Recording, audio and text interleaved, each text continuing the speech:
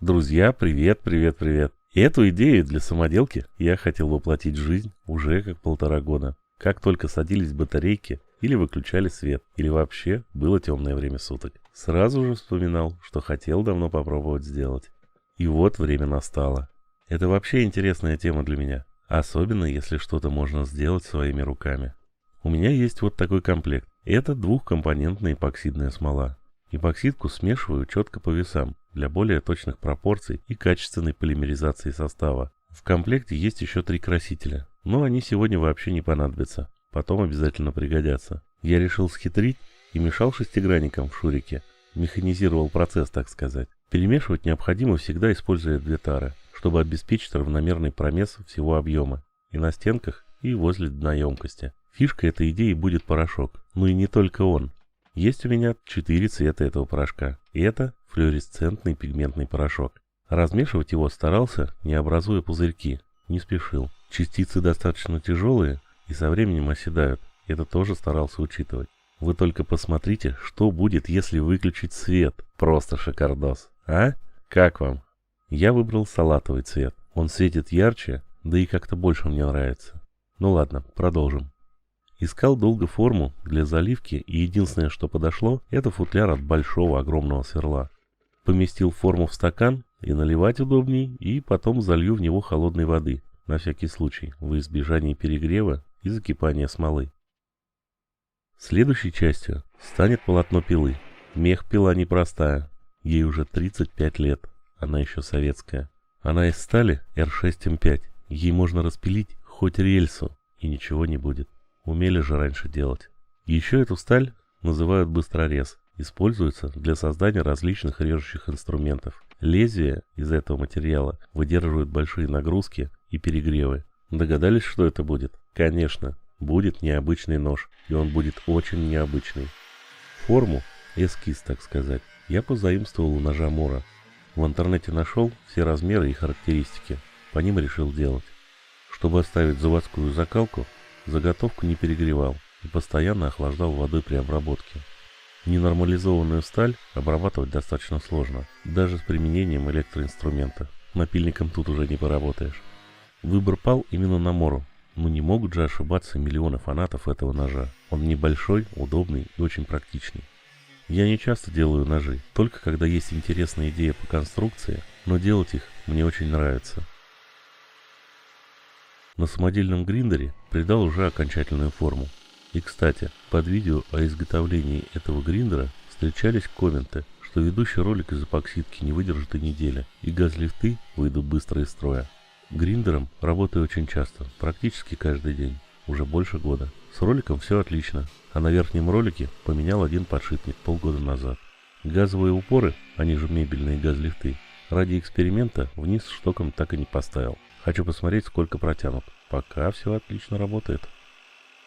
Спуски на клинке делаю приспособой, сделанной из обычного простого уголка 50-ки. Для ограничения движения клинка вкручены болты шестерки с контрирующими гайками. Все очень просто. Соблюдение углов обеспечено наклоном самого столика гриндера. В общем, все по-простому и без заморочек.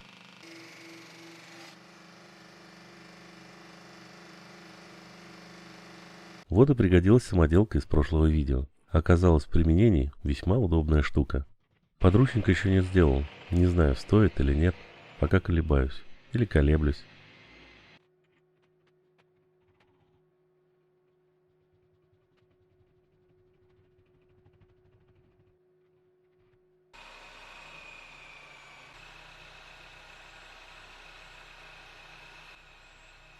Сведение на клинке сделал примерно 0,1-0,2 мм. Заточка 35-40 градусов, так как планируется его использовать как универсальный нож на кемпинге. Не нужна в основном не сверхострота, а стойкость к затуплению. Ну и конечно, он понравился жене. Она легкими намеками дала понять, что нож уже почти ее. Клинок решил покрыть проверенным способом и оксидировать. Будет глянцевый черный хром с перламутровыми переливами. Я так уже делал на ноже выживания. Если кто не видел, на канале есть отдельное видео по его созданию. В нем реализованы много интересных рабочих идей. Такого ножа выживания вы еще точно не видели. Вам понравится. Да, кстати, много вопросов было, что за жидкость такая чудесная для такого покрытия. Я сделал отдельное видео о этой жидкости и как ее приготовить. Я открыл второй канал для проектов, не подходящих по формату к этому, и идей для него скопилось очень много. Буду их там публиковать, так что кому интересно, подписывайтесь, буду очень рад. Ссылка на канал будет в описании под видео и в верхнем прикрепленном комментарии. Больстер решил сделать из цинка, который недавно отливал из старых карбюраторов с приемки металлов. Он легкий, долговечный, прочный и не ржавеет. Его я оксидирую в черный цвет, и будет прям вообще шикардос. Обрабатывается цинк очень легко, разными шкурками с повышением гридности, и все готово. Черню его обычным водным раствором медного купороса. Быстро, просто и эффективно. Часть рукояти сделаю из остатка дубовых дров. Покупал для отопления и оставил на всякий случай себе немного. Потом деревянную часть заморю. Дуб приобретет очень красивый благородный оттенок.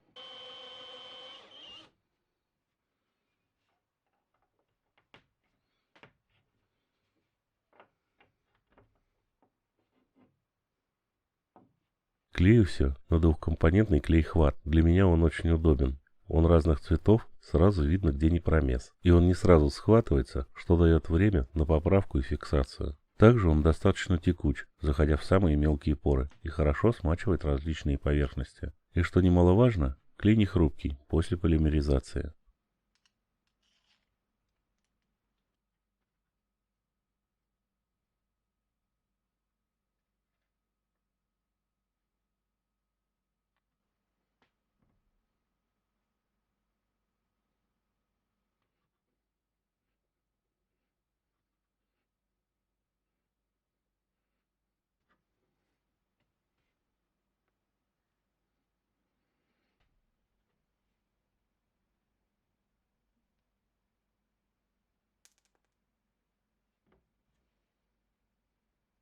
Все готово.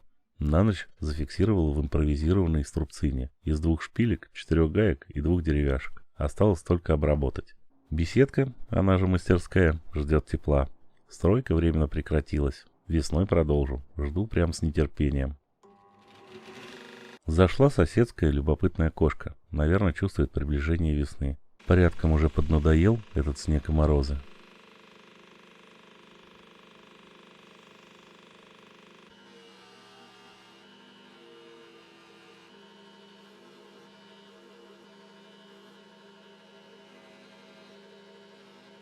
Чистовая обработка наждачкой разной зернистости. Всего должно быть красиво.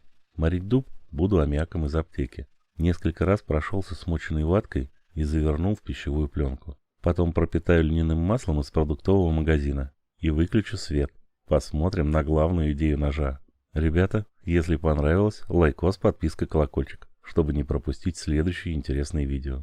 И да, не забудьте сходить на второй канал. Ссылку я оставлю в описании под этим видео и в верхнем комментарии. Там вас ждет еще один видосик.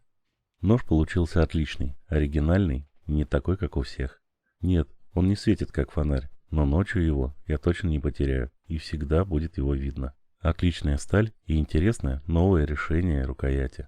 Такого ножа еще ни у кого не видел. Просто зачет. Друзья, здоровья и добра вам и вашим близким. Спасибо огромное, что смотрели это видео, за оценки и комменты. До встречи, друзья.